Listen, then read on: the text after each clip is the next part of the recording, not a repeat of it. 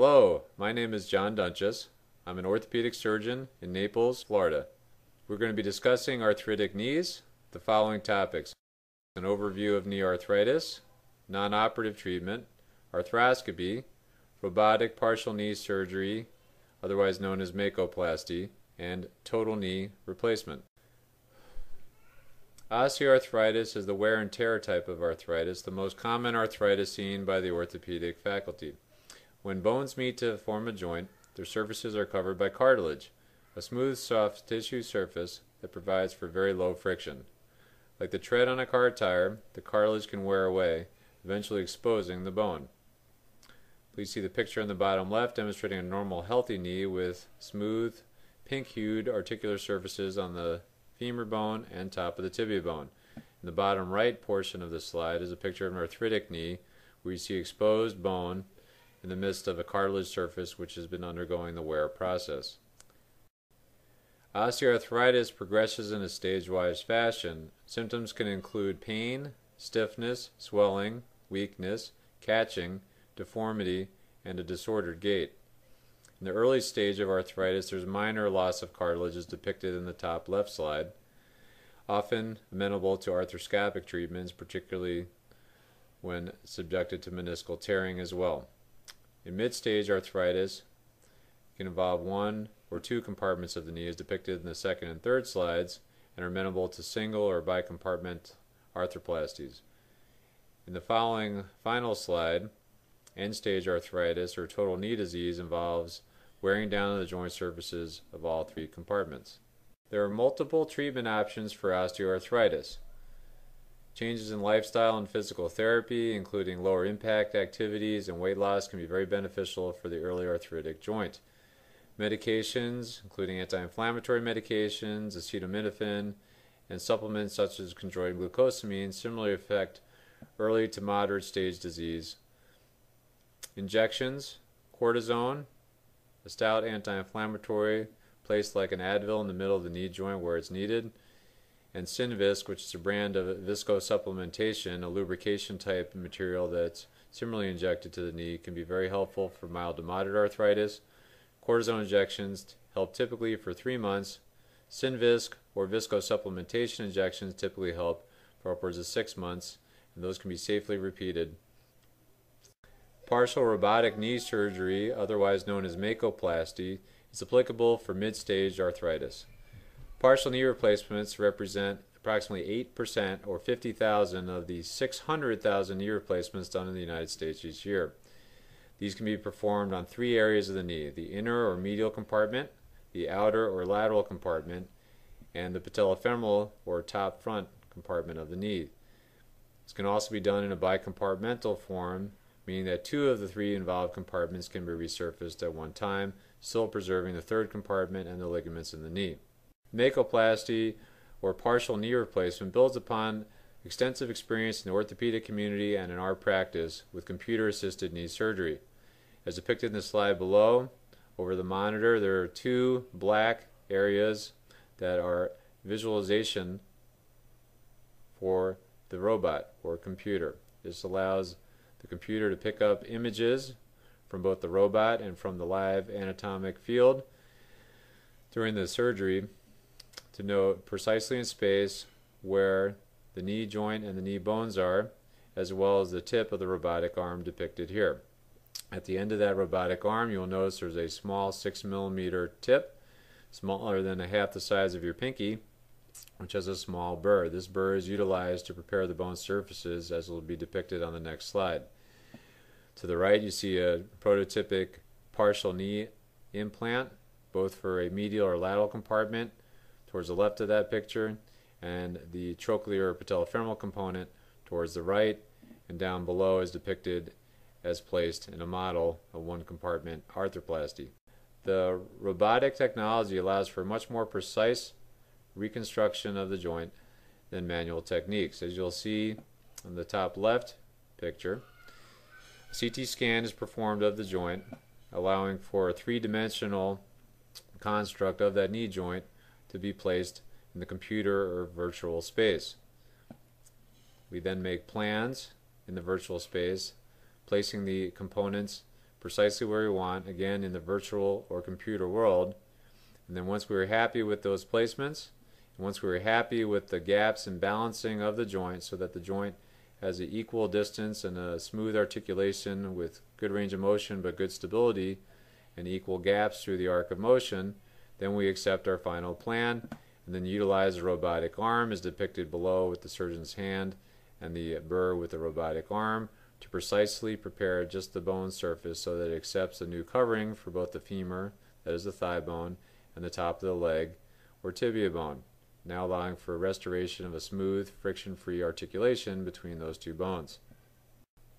Benefits of Makoplasty include preserving the healthy cartilage, bone, and ligaments of the knee and resurfacing only the arthritic portion of the knee. This lends itself to a better, more stable knee, improved motion, and a much more natural feeling knee. The implants are optimally positioned, which yields less wear over time, just like a well-aligned car tire, and is amenable to small incision surgery, is intuitively muscle sparing, involves minimal blood loss, involves one night in the hospital, or is often done as an outpatient procedure, and facilitates rapid recovery. Total knee replacement has evolved significantly over the last decade, including better implants, both for partial knee replacements specifically designed for female or women's anatomy, knees that allow for a higher flexion, both for men and women, minimally invasive surgery, computer navigation, patient-specific and MRI-based instruments and guides, custom balancing, and accelerated rehabilitation. For many years it has been known that there's a difference in the shape between the female and male distal femoral or thigh bone around the knee. So why a new design? Well, traditional knee designs are based on average between the size and shape of a men's and women's knee, and therefore a surgeon's ability to make traditional implants precisely conform to women's knees has been hampered by this design limitation. Surgeons have needed to make adjustments and potential compromises during surgery in order to get traditional implants to fit their female patients. You can see to the slide to the right, measuring the difference between the overall anterior-posterior dimensions versus the overall medial-lateral dimensions, meaning the width versus the front-to-back dimension. You can see in the bottom, depicted in pink on the line, the newer Zimmer Gender Solutions ratios of front-to-back versus side-to-side relationships compared to the other more traditional designs. There are three important differences between female and male knees. First, the movement of the kneecap differs in women from men, and the gender implants allow women's kneecap to track naturally. As you can see in the bottom right slide, the pelvis in the prototypic female patient is wider, and the kneecap tracks along the thigh bone, which moves more outwards towards that wider hip center. You can see on this slide to the bottom left that the area or arc depicted in pink is moving in a more outward direction than that depicted for the traditional knee in blue, allowing the kneecap to track in a normal direction. Second important item is a thinner profile. If you look at the prototypic male knee to the top left on a lateral or looking from the side view, and the same lateral looking from the side view on a female patient, you'll notice where the yellow arrow is that there is less bone or mass that the kneecap has to track around. And so this is depicted in the lower slide picture where the front or anterior flange of the component is thin to better represent the lesser bone architecture in the front part of the distal femur. This allows the kneecap again to track more readily to improve range of motion, and the kneecap does not have to go around as large of a track as it would if we utilize a traditional knee design. The third important difference revolves the contoured shape of the distal femur. Women's knees are more narrow than men's knees. So if you take a male who is 5'2" and take a female who is 5'2", and assuming that the front to back dimensions are the same as depicted on the top right slide, the side to side difference is always more narrow in a female knee than in a male knee. The importance of this implant modification is that it helps prevent the implant from overhanging the bone and irritating the surrounding soft tissues, while allowing to still fill the front to back dimension so that the knee remains stable. Again, the knee works just like the hinge on a door. It needs to be stable when the door is closed, when the door is half open, when the door is open all the way. And if the dimensions from the front to back are modified from the natural scenario to accommodate a more traditional implant, the knee can be less stable. High flexion is important for both women and men, and over time not all knee implants have been designed to safely accommodate deep knee bending. The next-gen and natural high flex knees are designed to safely accommodate deep knee bending in both female and male patients. Many activities require a good range of motion, including climbing stairs, gardening, golfing, and other sporting and recreational activities. In early diagnosis, good preoperative flexibility, and appropriate rehabilitation after surgery enhance flexion after surgery.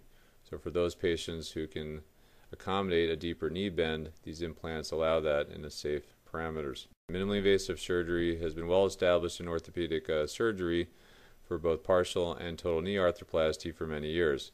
As depicted on the slide, a more traditional, longer inline incision, gravitating towards progressively smaller incisions, more muscle-friendly approaches, more soft tissue-friendly approaches, as depicted all the way to the right, the quadriceps sparing incision.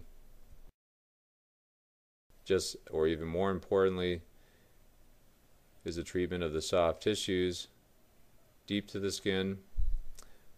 Muscle-sparing quadriceps approach involves no quadriceps tendon incision, no quadriceps snip, no mid-vastus approach. It involves just a opening of the capsule on the inside of the knee without touching the muscles that insert onto the top of the knee. Computer navigation has been a mainstay of our orthopedic practice for many years. It allows for precise alignment of the components, for longer lasting implants, less invasive to bone, less blood loss, less pain, and a more precise overall ruler by which the surgeon can facilitate a surgery than utilizing traditional manual instruments. In lieu of using computers, one may also use MRI-based patient-specific instruments and guides to help facilitate the preparation of the bone without utilizing traditional instruments. An MRI is taken preoperatively. Custom molds are fashioned to guide the first steps of bone preparation, akin to the better ruler concept of computer navigation.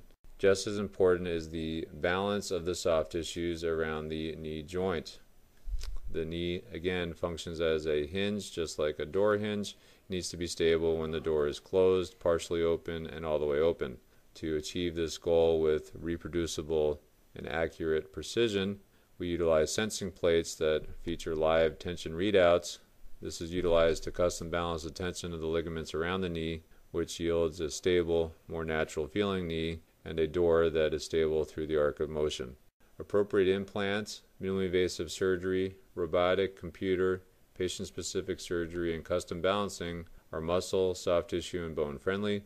They facilitate rapid rehabilitation and improved motion, allowing for earlier discharge, return to daily activities, work, sports, and recreation.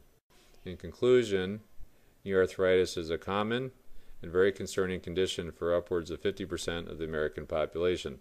Each patient's medical condition is unique. The treatment plan should be individualized.